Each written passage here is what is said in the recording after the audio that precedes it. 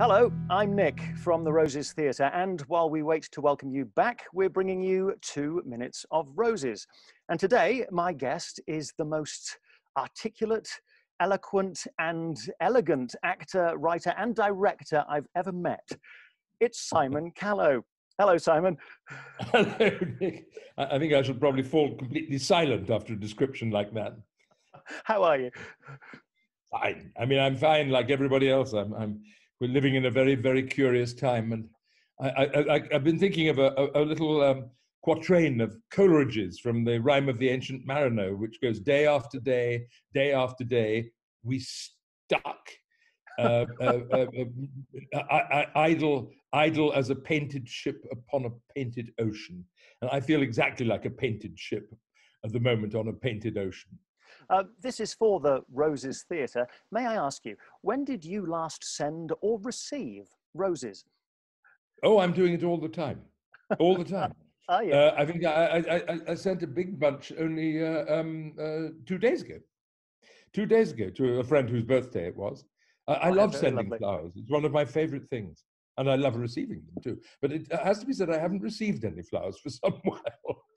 You've played some magnificent roles on stage and screen over the years.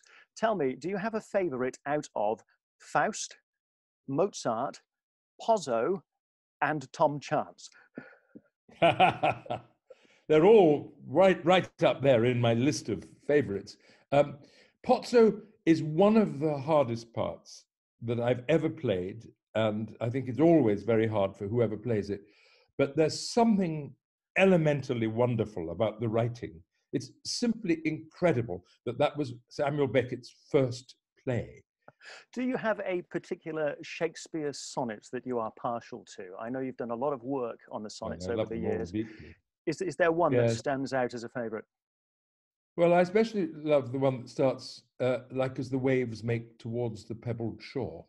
It's one of the very many of the poems are about time, of the sonnets are about time. And that's one of the ones which is most chilling in a way. It talks about time's scythe slicing down all human life. Do you have a favourite Noel Coward play? The play that I love most of all hasn't really got a part for me in it. And that's one that I want to direct. And that's Designed for Living, which is one of the most wonderfully complex accounts of love that you'll ever come across. I will always love Blithe Spirit. It was the first play I ever saw, and one day I will be Charles Condamine. When I am, you must come and be my Madame Arcati. It's a deal, Nick. It's a deal. Lastly, in Shakespeare in Love, you played Mr. Tilney, the master of the revels, who famously closed down all the theatres. I don't suppose you've retained that authority and you could open our theatres up sometime soon, could you?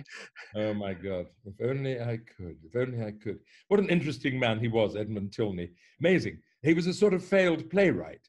And so he was the censor of plays, of course. And so the copies of plays that are submitted to him are full of his suggestions as to how it might be better done, how the plot would be better, how the character would be more interesting. That's his mark on history. How about that? Yeah. Simon, thank you very much. This was 2 Minutes of Roses, and we'll see you all next time. Simon Callow, thank you. Thank you, Nick. Lovely to see you again.